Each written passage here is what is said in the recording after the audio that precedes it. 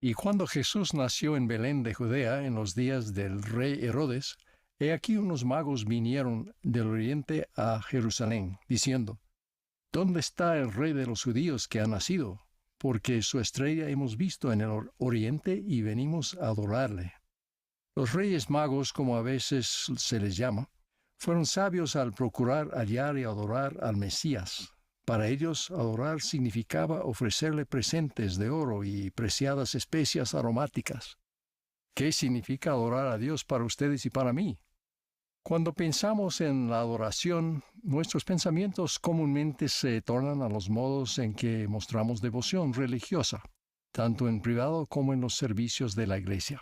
Al considerar la cuestión de adorar a nuestro Padre Celestial y a su Hijo amado nuestro Salvador, me han acudido a la mente 4 conceptos. Primero, las acciones que constituyen nuestra adoración. Segundo, las actitudes y sentimientos que son parte de nuestra adoración.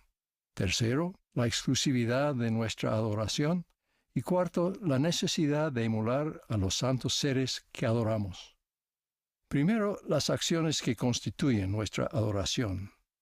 Una de las formas más comunes e importantes de adoración es congregarse en un espacio consagrado para efectuar actos de devoción. El Señor dice: y para que más íntegramente te conserves sin mancha del mundo, irás a la casa de oración y ofrecerás tus sacramentos en mi día santo. Esa, desde luego, es nuestra principal motivación al edificar capillas. Pero si es necesario, un espacio no dedicado será suficiente si podemos investirlo de algún grado de santidad. Lo más importante es lo que hacemos cuando nos congregamos en el día del Señor. Desde luego, nos vestimos lo mejor que podamos de acuerdo con nuestros medios, no de forma extravagante, sino modesta, de un modo que indique nuestro respeto y reverencia por la deidad. De igual manera, nuestra conducta es reverente y respetuosa. Adoramos al unirnos en oración, adoramos al cantar himnos, adoramos al instruirnos y aprender unos de otros. Jesús dice: recuerda que en el día del Señor, ofrecerás tus ofrendas y tus sacramentos al Altísimo, confesando tus pecados a tus hermanos y ante el Señor.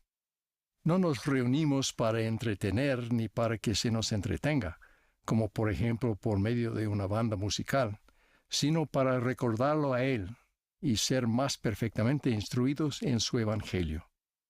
En la conferencia general más reciente, el elder Patrick Kieran nos recordó que no nos reunimos en el día de reposo simplemente para asistir a la reunión sacramental y marcarlo en una lista. Nos reunimos para adorar. Existe una diferencia significativa entre las dos cosas. Asistir significa estar físicamente presente, pero adorar es alabar y venerar intencionalmente a nuestro Dios de una forma que nos transforma. Dedicar nuestros días de reposo al Señor y sus propósitos es en sí mismo un acto de adoración. Hace algunos años, el entonces elder Russell M. Nelson observó: ¿cómo santificamos el día de reposo? En mi juventud estudiaba las listas que otras personas habían recopilado de lo que se podía y lo que no se podía hacer en el día de reposo. No fue sino hasta más adelante que aprendí de las Escrituras que mi conducta y mi actitud en el día de reposo constituían una señal entre mi Padre Celestial y yo. Con ese entendimiento ya no necesité más listas de lo que se podía y no se podía hacer. Cuando tenía que tomar una decisión en cuanto a si una actividad era o no era apropiada para el día de reposo, simplemente me preguntaba a mí mismo: ¿qué señal quiero darle a Dios? La adoración en el día del Señor está marcada por un énfasis particular en el gran sacrificio expiatorio de Jesucristo. Celebramos apropiada y especialmente su resurrección en la Pascua, pero también cada semana, al participar de los emblemas sacramentales de su expiación, incluyendo su resurrección. Para la persona contrita, tomar la Santa Cena es el acto central de la adoración del día de reposo. Adorar juntos como el cuerpo de Cristo tiene poder y beneficios singulares al enseñarnos, servirnos y sostenernos unos a otros. Como comunidad de santos nos fortalecemos unos a otros en la adoración y en la fe. Aún así, no podemos olvidar los actos diarios de adoración en los que participamos individualmente y en el hogar. El Salvador nos recuerda: sin embargo, tus votos se ofrecerán en rectitud todos los días y a todo tiempo. Un hermano observó sabiamente: no imagino ninguna forma más profunda de adorar a Dios que recibir a sus pequeñitos en nuestra vida y cuidarlos y enseñarles el plan que Él tiene para ellos.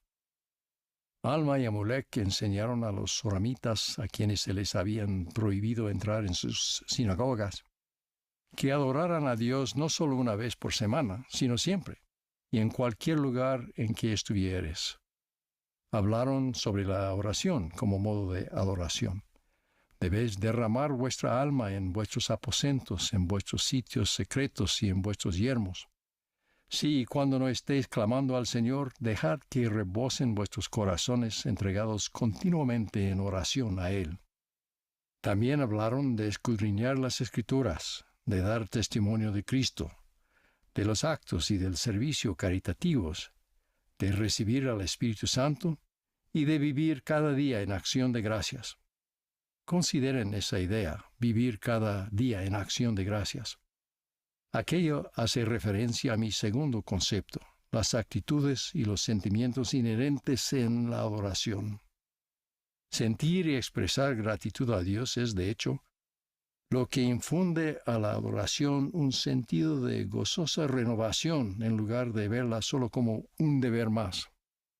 La verdadera adoración significa amar a Dios y someter a Él nuestra voluntad, que es la dádiva más preciada que podemos ofrecer. Cuando se le preguntó cuál era el primer mandamiento de toda la ley, Jesús replicó: amarás al Señor tu Dios con todo tu corazón y con toda tu alma y con toda tu mente. Además, lo llamó el grande mandamiento. Esa fue la norma personal de Jesús de adoración del Padre. Su vida y su sacrificio expiatorio fueron dedicados a la gloria del Padre. Recordamos conmovidos el desgarrador ruego de Jesús en medio de un sufrimiento y una angustia inimaginables: Padre mío, si es posible, pase de mí esta copa. Pero también sus palabras sumisas: pero no sea como yo quiero, sino como tú. La adoración es esforzarse por seguir ese ejemplo perfecto. No lograremos la perfección en este curso de la noche a la mañana, pero si cada día le ofrecemos a Él como sacrificio un corazón quebrantado y un espíritu contrito, Él nos bautizará de nuevo con su espíritu y nos llenará de su gracia. Tercero, la exclusividad de nuestra adoración. En la primera sección de Doctrina y Convenios, el Señor pronuncia esta reprobación al mundo: ¿por qué se han desviado de mis ordenanzas y han violado mi convenio sempiterno? No buscan al Señor para establecer su justicia. Antes, todo hombre anda por su propio camino, y en pos de la imagen de su propio Dios, cuya imagen es a semejanza del mundo. Es bueno que recordemos el ejemplo de los 3 jóvenes judíos, Ananías, Misael y Azarías, que fueron llevados cautivos a Babilonia no mucho después que Ley y su familia salieran de Jerusalén. El rey Nabucodonosor los llamó Sadrach, Mesach y Abednego. Más adelante, cuando los 3 se negaron a adorar una imagen que él había levantado, Nabucodonosor mandó que los echaran dentro de un horno de fuego ardiente y les dijo: ¿y qué Dios será el que os libre de mis manos? Recordarán su valiente respuesta: nuestro Dios, a quien servimos, puede librarnos del horno de fuego ardiente, y de tus manos, oh rey, Él nos librará. Y si no, has de saber que no serviremos a tus dioses, ni tampoco adoraremos la estatua que has levantado. El horno estaba tan caliente que mató a quienes los arrojaron dentro de él, pero Sadrach, Mesach y Abednego resultaron ilesos. Entonces Nabucodonosor habló y dijo: bendito sea el Dios de ellos, de Sadrach, de Mesach y de Abednego, que libró a sus siervos que confiaron en él, y entregaron sus cuerpos antes que servir y adorar a otro Dios que no fuese su Dios. confiaron en Jehová para la liberación, y si no, es decir, aunque Dios en su sabiduría no impidiera su muerte, aún así se mantendrían fieles a Él. Cualquier cosa que tenga precedencia por encima de la adoración al Padre y al Hijo se vuelve un ídolo. Quienes rechazan a Dios como la fuente de la verdad o repudian toda responsabilidad ante Él, en efecto lo sustituyen y se erigen a sí mismos como su propio Dios. Aquel que antepone la lealtad a algún partido o alguna causa a la dirección divina, adora a un Dios falso. Incluso quienes aparentan adorar a Dios, pero no guardan sus mandamientos, andan por sus propios caminos. Con sus labios me honran, pero su corazón lejos está de mí. El objeto de nuestra adoración es exclusivamente el único Dios verdadero, y Jesucristo a quien Él ha enviado. Finalmente, la necesidad de emular al Padre y al Hijo. En última instancia, la forma en que vivimos podría ser la mejor y más genuina forma de adoración. Mostrar nuestra devoción significa emular al Padre y al Hijo, cultivando sus atributos y carácter en nosotros mismos. Si, como dice el refrán en inglés, la imitación es el modo más sincero de alabar, entonces podríamos decir con respecto a la deidad que la emulación es el modo más sincero de venerar. Aquello implica un esfuerzo activo y sostenido de nuestra parte por buscar la santidad. Pero el llegar a ser más semejantes a Cristo es también el resultado natural de nuestros actos de adoración. La frase del Elder Keeran, citada anteriormente sobre adorar de una forma que nos transforma, es significativa. La verdadera adoración es transformadora. Esa es la belleza de la senda de los convenios, la senda de la adoración, del amor y de la lealtad a Dios. Entramos en esa senda mediante el bautismo, prometiendo tomar sobre nosotros el nombre de Cristo y guardar sus mandamientos. Recibimos el don del Espíritu Santo, el mensajero de la gracia del Salvador, que nos redime y nos limpia del pecado, conforme nos arrepentimos. Incluso podríamos decir que al arrepentirnos lo estamos adorando. Luego siguen ordenanzas y convenios del sacerdocio adicionales que se hacen en la casa del Señor, las cuales nos santifican aún más. Las ceremonias y ordenanzas del templo constituyen una forma elevada de adoración. El presidente Russell M. Nelson ha recalcado que todo hombre y toda mujer que participa en las ordenanzas del sacerdocio y que hace y guarda convenios con Dios tiene acceso directo al poder de Dios.